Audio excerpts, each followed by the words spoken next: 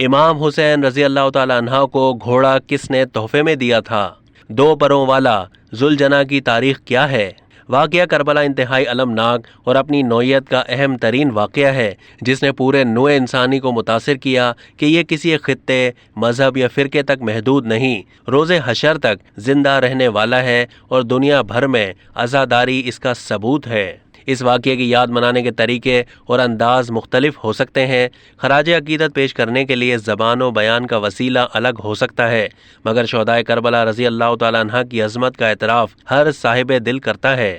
محرم کے پہلے عشرے کے دوران تقریباً روز ہی ماتمی جلوس نکالے جاتے ہیں جس میں ذوالجناح کو بھی بہت اہمیت حاصل ہے۔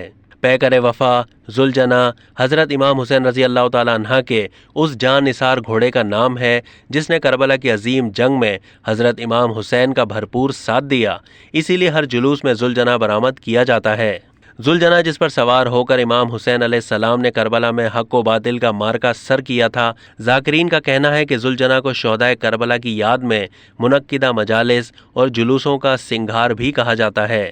علماء کرام کے مطابق یہ گھوڑا حضور اکرم صلی اللہ علیہ وآلہ وسلم کو جنگ میں مال غنیمت کے طور پر ملا تھا، جسے آپ صلی اللہ علیہ وآلہ وسلم نے اپنے نواسے حضرت امام حسین علیہ السلام کو تحفے میں دیا تھا، اور آپ نے ہی اس کا نام ذوالجناح یعنی 2 پروں والا رکھا تھا۔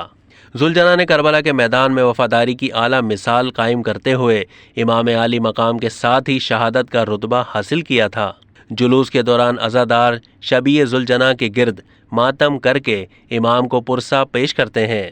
ذوالجناح کو سجا کر جلوس میں شامل کیا جاتا ہے اور اس کے جسم پر جگہ جگہ تیر باندھ کر کربلا کی جنگ، امام رضی اللہ تعالیٰ عنہ کی عظیم قربانی اور ذوالجناح کی ان سے وفا کو خراج عقیدت پیش کیا جاتا ہے۔ یہی وجہ ہے کہ محمد صلی اللہ علیہ وآلہ وسلم اور آل محمد شبیہ ذوالجناح برآمد کرتے ہیں اور ایام عزا میں اس کا تذکرہ بڑے ہی احترام کے ساتھ کرتے ہیں۔ اب تک کے لیے اتنا ہی۔ مزید معلومات کے لیے ڈیلی جنگ کے یوٹیوب چینل کو سبسکرائب کیجیے۔